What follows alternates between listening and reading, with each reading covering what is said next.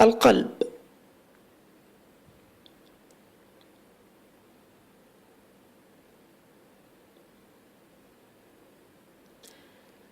ما هو القلب؟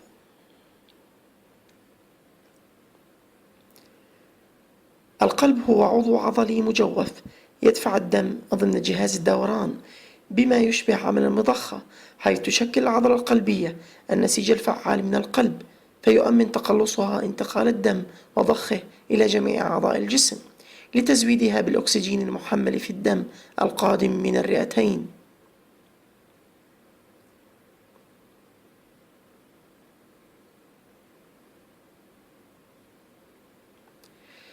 ولا ينحصر نقل الدم للأكسجين فقط، وإنما يحمل أيضا موادًا غذائية وموادًا واقية للجسم، ويعمل القلب على توصيلها جميعًا إلى كل خلية حية من خلايا الجسم لكي تقوم بوظيفتها، كما ينقل السوائل العادمة لتنقيتها في الكلى تمهيدًا لإخراجها من الجسم عن طريق المثانة.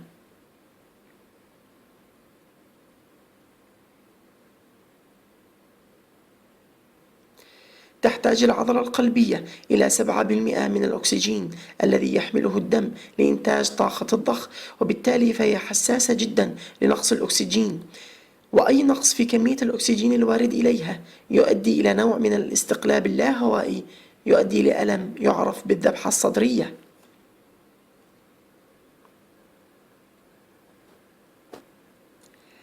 بما أن القلب عضلة متحركة باستمرار، فهو بحاجة دائمة إلى إمداد مستمر من الدم ينقل لخلاياه الغذاء والأكسجين، ويرجع بالفضلات وثاني أكسيد الكربون، وهو ما يعرف بالتروية الدموية. تتم تروية العضلة القلبية بشريانين تاجيين أيمن وأيسر يخرجان من بداية الشريان الأبهري، يتفرعان إلى شريانات وشعيرات دموية، حيث يغذي كل منها نصف القلب. للقلب 4 تجاويف: من الأعلى أذين أيمن أذين أيسر، ومن الأسفل بطين أيمن وبطين أيسر. يفصل بين كل أذين وبطين صمام، وبين الأذينين والبطينين هناك حاجز يدعى الحاجز الأذيني والحاجز البطيني.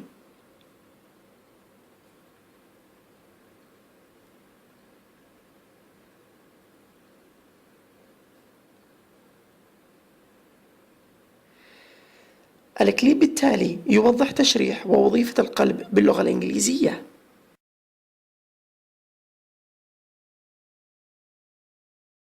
The heart is a hollow muscular organ that's about the size of a fist. It's surrounded by a thin layer of tissue called the pericardium, or heart sac.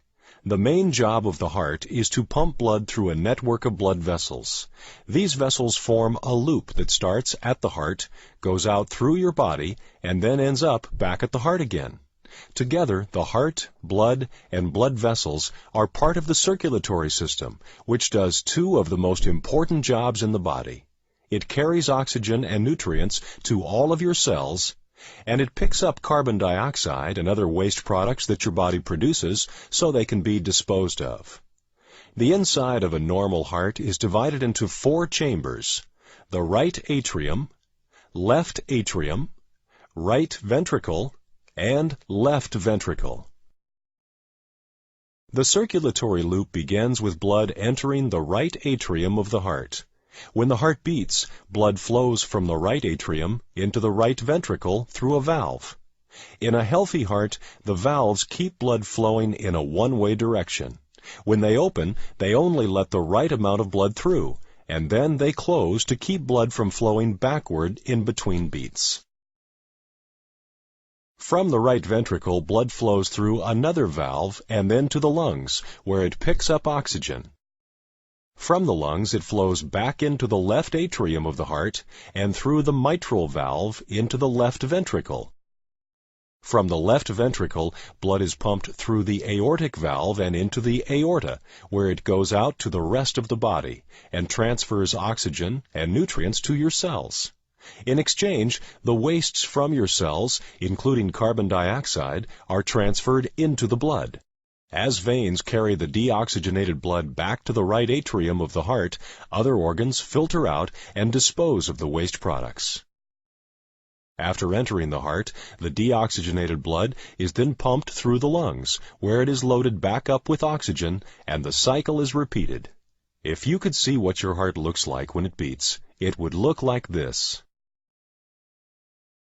Like all the other tissues in your body, the heart muscles need blood, oxygen, and nutrients to stay healthy. But the heart doesn't get oxygen from the blood that flows through its chambers. Instead, it gets blood and oxygen from the coronary arteries, which wrap around the outside of the heart. The coronary arteries branch several times so that they can reach your entire heart. Since the heart muscle never rests, it needs a constant supply of blood and oxygen. So it's important that blood can easily flow through all the branches of the coronary arteries. ولكن يقف نظام توقيت معقد وراء نظمية القلب، وبالتالي إيصال الدم الكافي إلى الأنسجة يدعى نظام الناقل الكهربائي للقلب. ولإتمام حركات الانقباض والانبساط للحجرات القلبية يجب أن يكون هناك مصدر واحد للتيار الكهربائي، منه يبدأ سريان التيار الكهربائي الآمر للأذينين والبطينين بالانقباض والانبساط، ويجري هذا التيار الكهربائي وفق الطريق الطبيعي لذلك كما في الشكل. ويتم التعرف على كفاءة النظم القلبي من خلال مخطط القلب الكهربائي.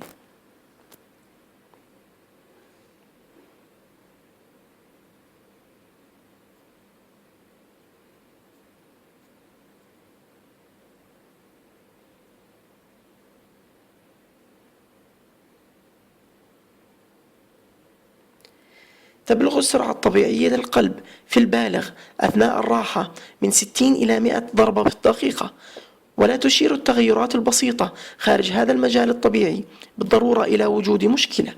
ويعتقد بعض الأطباء أن سرعة القلب السوية خلال الراحة هي من 50 إلى 90 ضربة في الدقيقة.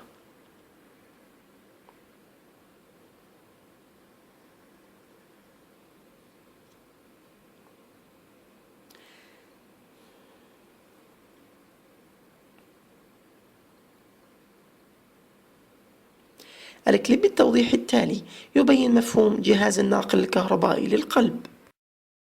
Your heart is only able to beat because it produces electricity that travels through your heart muscle.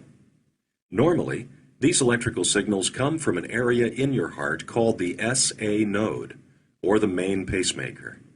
This is the SA node at work. In a normal situation, the electrical signals cause the upper parts of the heart to beat together. This pushes blood into the lower parts of the heart. Then, as the electrical signals continue through the heart, the lower chambers contract to push the blood out of the heart. Notice how this is a smooth process that results in heartbeats that happen at a controlled or regular rate and rhythm. يقوم قلبك منذ أن كنت جنينا في بطن أمك بالعمل على ضخ الدم في مختلف أنحاء جسدك، وعندما تصبح بالغا يضخ قلبك في اليوم أكثر من 70,000 لتر من الدم. هذه الكمية يضخها أثناء انقباضه وانبساطه، فهو يدق كل يوم أكثر من 100,000 مرة. وعندما يصبح عمرك 70 سنة يكون قلبك قد ضخ 1,000,000 برميل من الدم خلال هذه الفترة، فحافظ على صحة قلبك قدر الإمكان. نتمنى لك الصحة والعافية.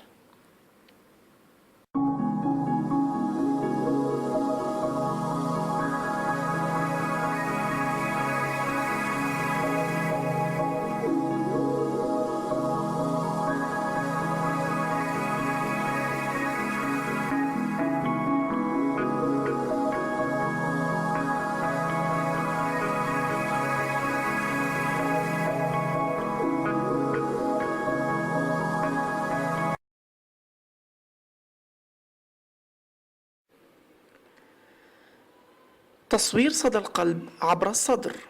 إيكو.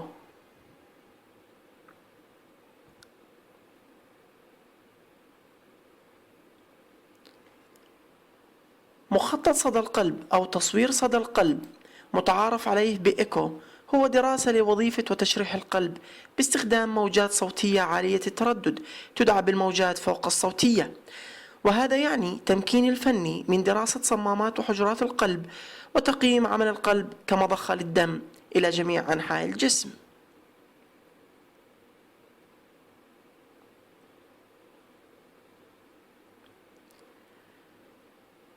وهو اختبار غير مؤلم، حيث يتم وضع ماسح على صدر المريض مع بعض الجل الطبي لإرسال الموجات فوق الصوتية باتجاه القلب، وهذه الموجات سوف ترتد إلى الماسح مرة أخرى ليتم تمثيل صورة القلب على شاشة تلفزيونية خاصة، والتي يمكن دراستها من قبل الفني والطبيب للكشف عن أمراض القلب.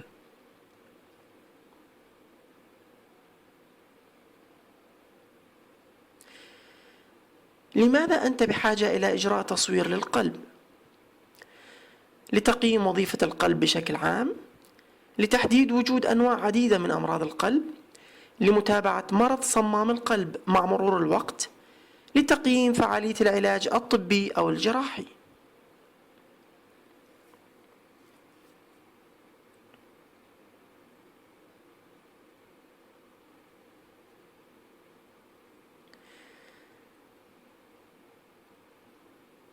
يمكنك الاستعداد لتصوير صدى القلب في يوم الاختبار، حيث يمكنك تناول الطعام والشراب كما تفعل عادة، وتتناول جميع الأدوية الخاصة بك في الأوقات المعتادة، وبشكل عام لا يوجد ترتيب خاص لهذا الاختبار.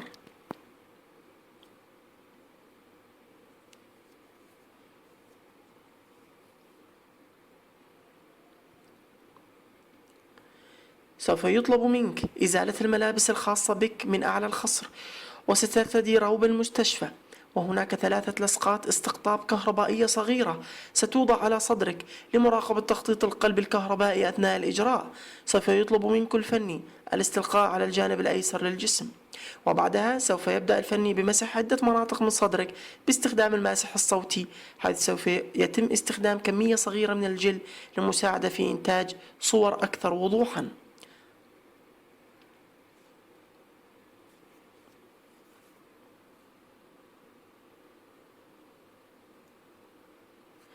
الأصوات هي جزء من إشارة الدوبلر.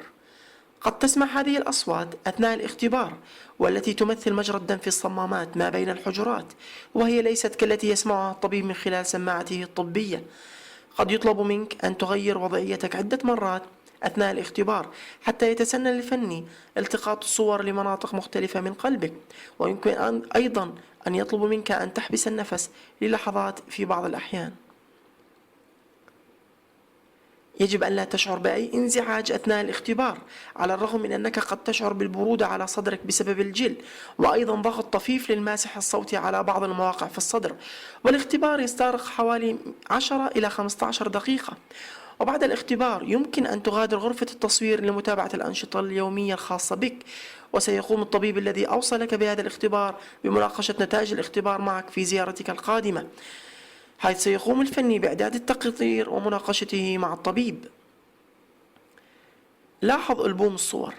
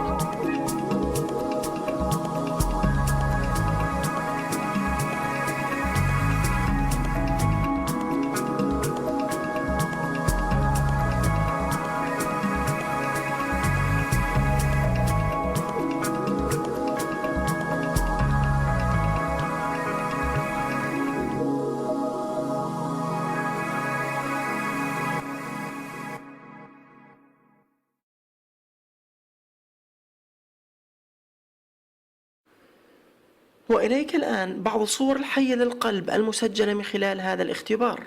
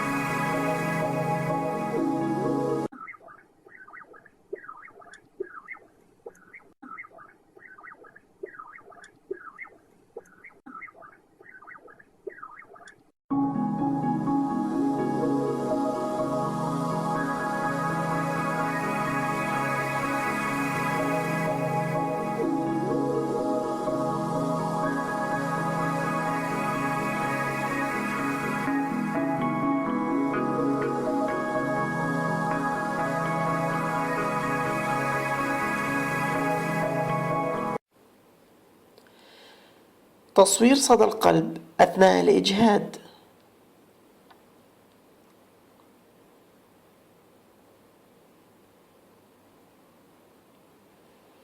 بناء على التاريخ الطبي الخاص بك والفحوصات السريرية والأعراض الحالية، لقد أوصى لك الطبيب بإجراء تصوير صدى القلب أثناء الإجهاد.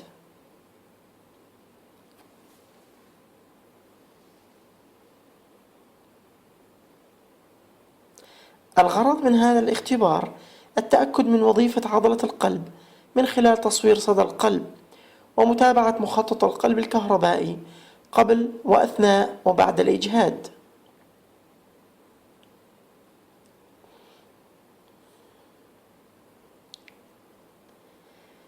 حيث من الأسباب الشائعة لإجراء هذا الاختبار هو تحديد ما إذا كانت أمراض الشرايين التاجية حاضرة، وإذا ما كان الأمر يقتضي إجراء المزيد من الدراسات عليها، وأيضا التحقق من وظيفة الصمامات القلبية أثناء الإجهاد، بالإضافة إلى تقييم مدى فعالية العلاج الطبي والجراحي لمرضى شرايين القلب التاجية.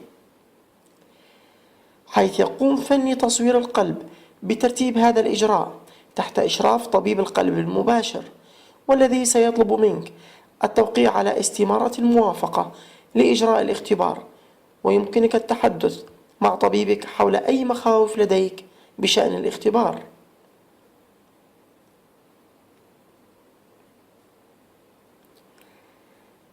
اختبار تصوير صدى القلب أثناء الإجهاد يأتي في 3 مراحل.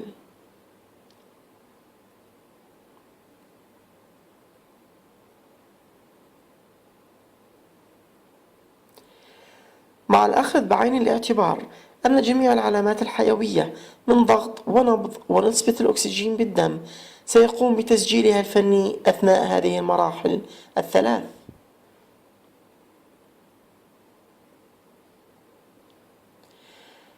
المرحلة الأولى يتم فيها تصوير صدى القلب من أوجه متعددة للقلب، وهذا سيتم أثناء الاستلقاء على السرير دون القيام بأي مجهود، ليتم مقارنته فيما بعد بالتصوير بعد الإجهاد مباشرة. لاحظ الشكل.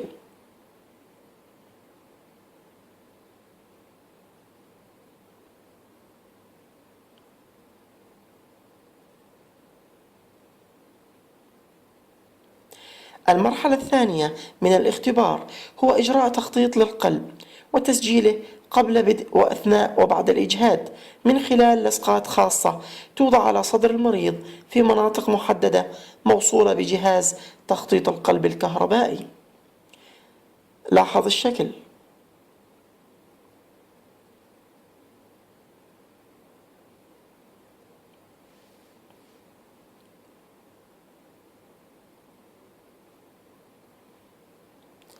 ومن ثم بدء الإجهاد وتحفيز القلب على زيادة دقاته بشكل صحي وتدريجي، ويعني هذا زيادة الطلب على تزويد الدم الغني بالأكسجين لعضلة القلب عبر الشرايين التاجية، ويتم ذلك بالسير على جهاز مبرمج على زيادة السرعة والارتفاع كل 3 دقائق موصول بجهاز تخطيط القلب الكهربائي. لاحظ الشكل.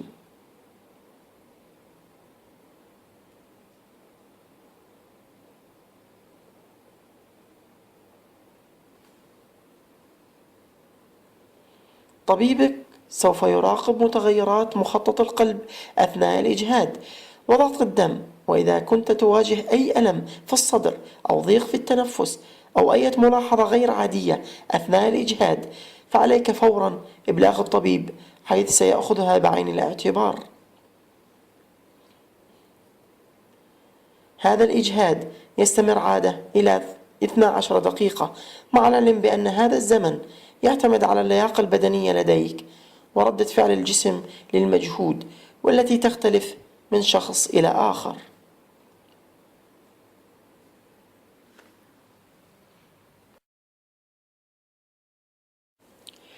الطبيب لن يهتم للزمن المستغرق لإنهاء الاختبار بقدر ما سيهتم إلى معدل نبضات القلب القصوى التي ستسجلها، حيث هناك معادلة تتناسب مع عمر الفرد لمعرفة أقصى معدل النبض عليه بلوغه أثناء الإجهاد، والتي عندها يستطيع الطبيب تقييم أداء وظيفة القلب.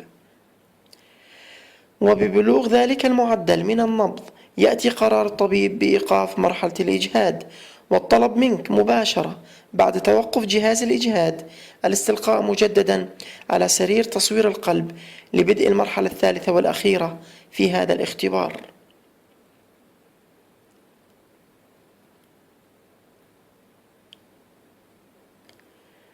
المرحلة الثالثة والأخيرة تتمثل في تصوير أوجه القلب بعد الإجهاد مباشرة، حيث تكون نبضات القلب ما زالت بمستواها العالي، لتتم مقارنتها بواسطة الطبيب والفني بتلك الصور المسجلة قبل الإجهاد. لاحظ الشكل.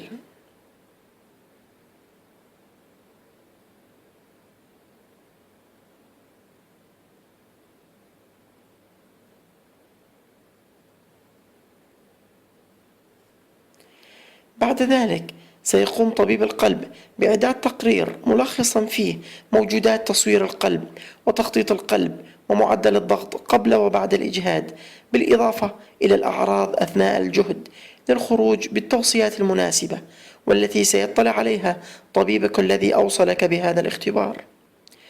والآن أرجو متابعة الكليب التوضيحي القصير التالي لتكتمل عندك الصورة.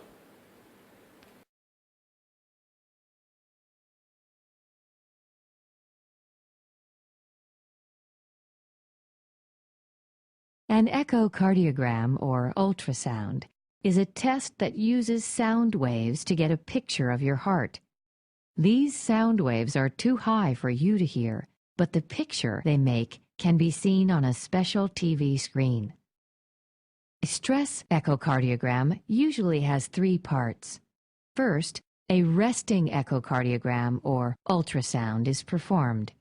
Second, you will exercise on a treadmill or bicycle. And third, another echocardiogram is performed. When you are ready, you will be asked to lie down and relax on the exam table while a gel is applied to your chest.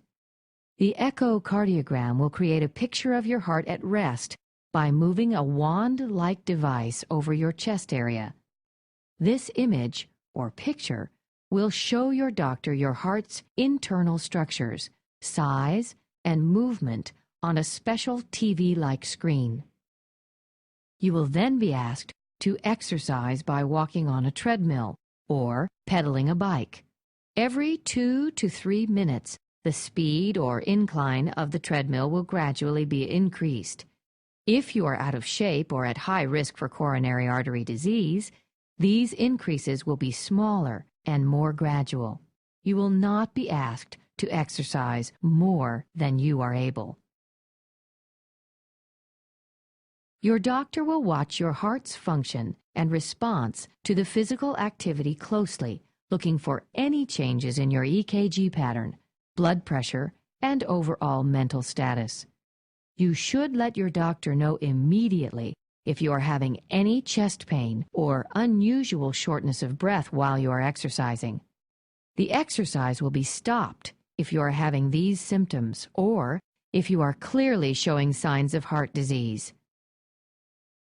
The exercise part of the test usually lasts a total of 8 to 12 minutes. The length of the test depends on your physical condition and your reaction to the exercise. At the peak of exercise, the treadmill will gradually be stopped and you will be instructed to lie down immediately on the exam table. A second echocardiogram is then done to visualize or see the heart structures and motion while it is exercising. This last echocardiogram will conclude your stress test.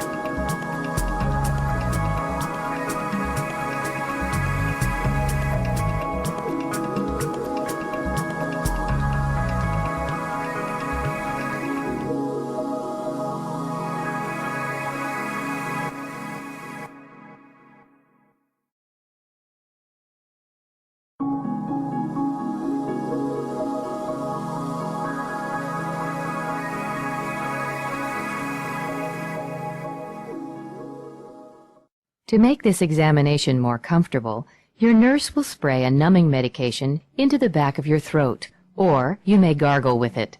This may taste slightly bitter and will make your mouth and throat numb for approximately 30 minutes.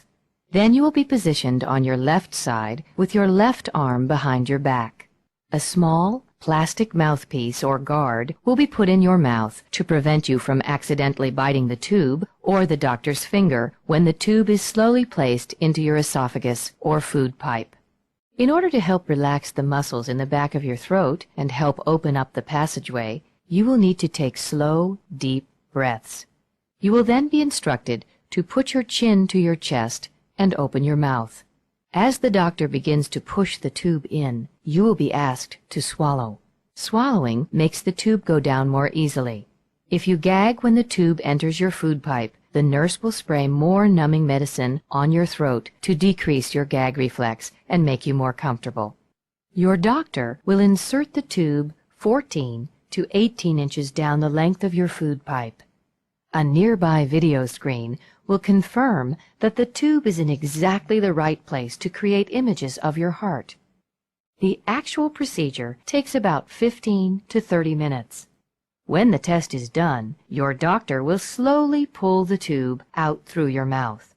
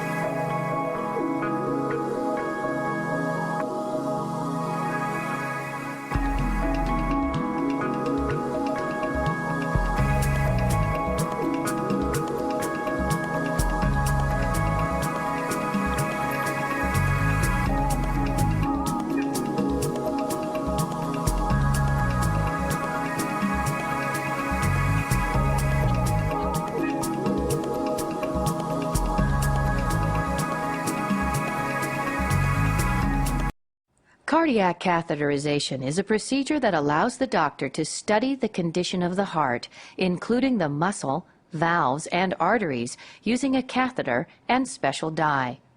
First, the doctor chooses an artery for the catheter entry site. Most commonly, an artery in the groin area of the leg is used. However, an artery in the bend of the elbow may also be used. Once the area is numb, the doctor will insert an introducer, which is a thin plastic tube, into the artery. Through this, a guide wire is lowered into the artery, and a catheter, a small flexible tube, is inserted over the wire and carefully advanced to the heart, through the aorta, and to the coronary arteries. The catheter movement is viewed on an X-ray screen. Once the catheter reaches the coronary arteries, dye is injected into them. This special dye shows up on the X-ray screen and allows the doctor to see the blockages that may be present. The doctor will repeat the injection of dye several times, looking at the arteries from many different angles. After the arteries have been examined, the catheter will be redirected to the left ventricle. This is to test how the ventricle is contracting and if the valves are functioning properly. The doctor will then take out the catheter and the introducer.